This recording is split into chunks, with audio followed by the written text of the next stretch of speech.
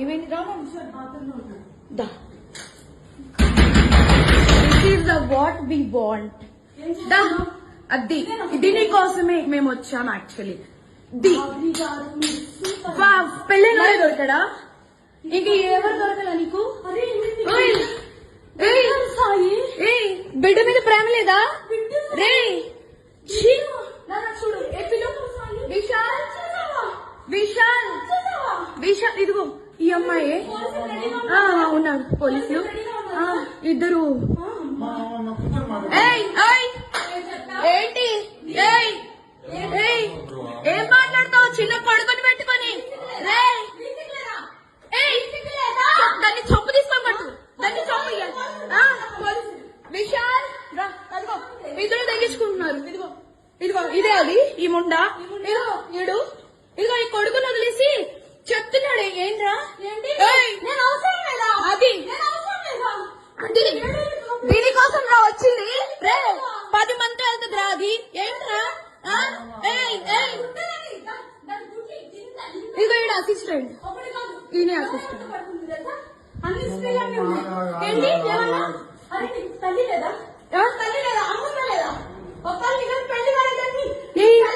పెళ్ళైనోడు కాదు పెళ్ళైనోడే దొరకడా నీకు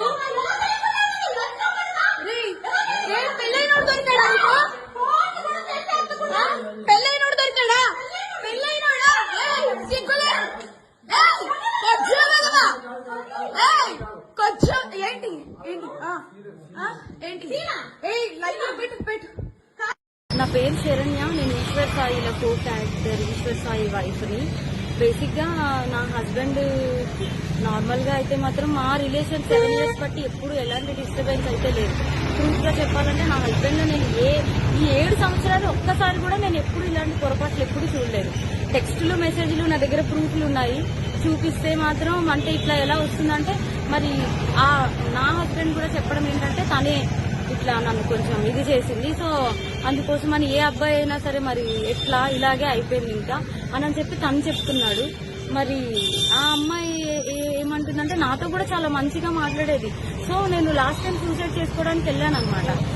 ఇట్లా ఈ అమ్మాయి విషయంలోనే కొంచెం నాకేదో కొంచెం నెగిటివ్ వైబ్ వచ్చి సో నేను బయటికి అంటే నేను సూసైడ్ చేసుకోవడం వరకు వెళ్ళిపోయాను.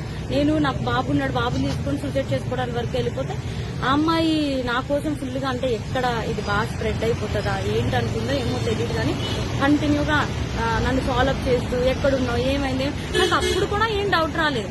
తర్వాత చూస్తే మెసేజ్లు ఇవి అవి అన్ని చూస్తే ఇలా రావాలి మీ అన్న రావాలి.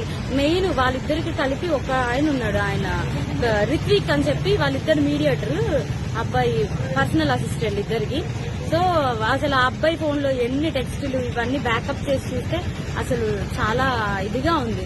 సో నేనైతే మాత్రం కోరుకునేది ఏంటంటే నా హస్బెండ్ అయితే తప్పైపోయింది, నాకు ఒక ఛాన్స్ అయితే ఇవ్వు అని చెప్పి ఆయన చెప్తున్నారు. కానీ ఆ అమ్మాయి నుండి ఎప్పుడు నేనేం ఫేస్ చేస్తానో తెలీదు.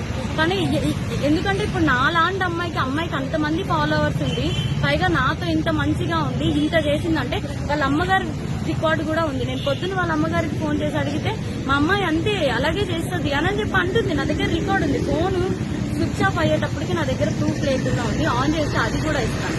సో ఇట్లాగా ఇప్పుడు నాకు అన్యాయం జరిగింది. నా పేరెంట్స్ మా సిస్టర్స్ వచ్చి ఏదో చేశారు. నా హస్బెండ్ నాతో ఏదో కొంచెం పోలీసులు దీంతో ఏదో మాట్లాడుతున్నాం అవుతుంది.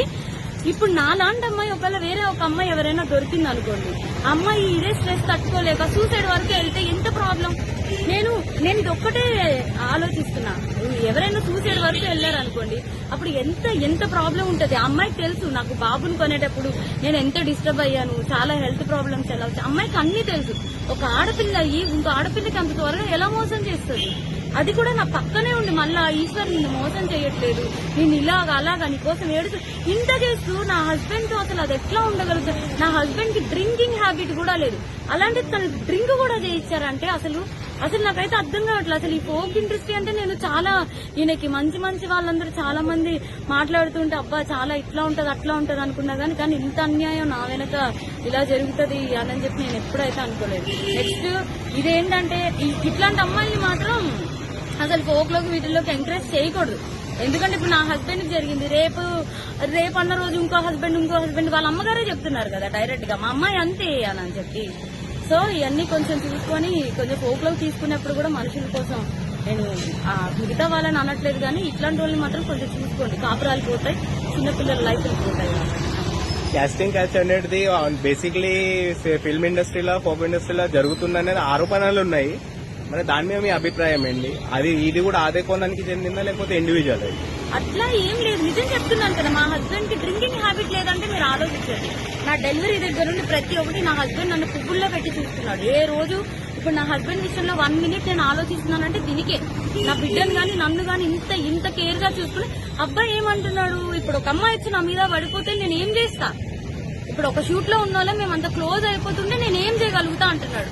అప్పుడు నేను నా హస్బెండ్ చెప్తున్నాను, నువ్వు చేసింది తప్పు, మరి అమ్మాయి పడితే మరి నీకు తెలీదా, ఆబ్వియస్ ఒక అబ్బాయి ఇప్పుడు నీకు పెళ్ళం బిడ్డలు ఉన్నారు, నీకు ఆ మాత్రం తెలీదా అంటే ఇంకా అయిపోయింది ఏదో అయిపోయింది. కానీ ఆ అమ్మాయికి తెలియాలి కదా, ఒక ఆడపిల్ల మరి తనకి తెలియాలి కదా. సో నాకు ఇవన్నీ ఎక్స్ట్రా కోసం అయితే తెలియదు. కోప్ కోసం మాట్లాడితే మాత్రం చాలా మంది మంచి వాళ్ళని అయితే నేను చూస్తూనే ఉన్నాను కదా, చాలా మంది మంచిగానే ఉన్నారు. కానీ ఇలా పక్కనే ఉండి గొంతు కోసే వాళ్ళని నేను ఇప్పుడే చూసా. పైగా ఆ అమ్మాయి ఇంత సెలబ్రిటీ లాగా అన్నిట్లో డీలో వీటిల్లో వాటిల్లో ఇంత వచ్చి ఒక ఆడపిల్ల జీవితం ఒక్కసారైనా ఆలోచించాలి. పైగా తనకి బ్రేకప్ కూడా అయింది. తను నాకు చెప్పుకొని కూడా బాధపడితే నేను అన్నాను, మీ బాయ్ ఫ్రెండ్ మీకు ఇట్లా చేసినప్పుడు మీరు ఎట్లా అయితే బాధపడ్డారో అట్లాగే కదా అని చెప్పి కూడా అన్నాను కూడా. తనకు ఆ మాత్రం అసలు ఏవి గుర్తు రాకుండా ఇంత ఎట్లా చేసిందో నాకు అర్థం కావట్లేదు. ఎందుకంటే మీరు అనుకోవచ్చు ఇప్పుడు ఏంటి ఈ అమ్మాయి కోసమే చెప్తుంది, వాళ్ళ హస్బెండ్ కోసం. నా హస్బెండ్ 7 years బట్టి నేను కాపురం చేశాను కాబట్టి తన కోసం నాకు తెలుసు. అది నేను చెప్పే, తన కోసం నాకు తెలుసు. తను కూడా ఒకటే కదా అంటున్నాడు, మీద పడిపోతే నేను ఏం చేయగలుగుతాను అనే అంటున్నాడు. సో ఇదేం చెప్తున్నానంటే కొంచెం ఈ రోజుల్లో అమ్మాయిలతో కొంచెం జాగ్రత్తగా ఉండాలి. ఫ్రెండ్స్ ఇది అదే అని చెప్పి కూడా నమ్మద్దు. ఈ పోకు వీటిల్లోకి అయితే మాత్రం పోకనే కాదు, దేంట్లో అయినా సరే పంపించే ముందు ఒకసారి ఆలోచించుకోండి అంతే.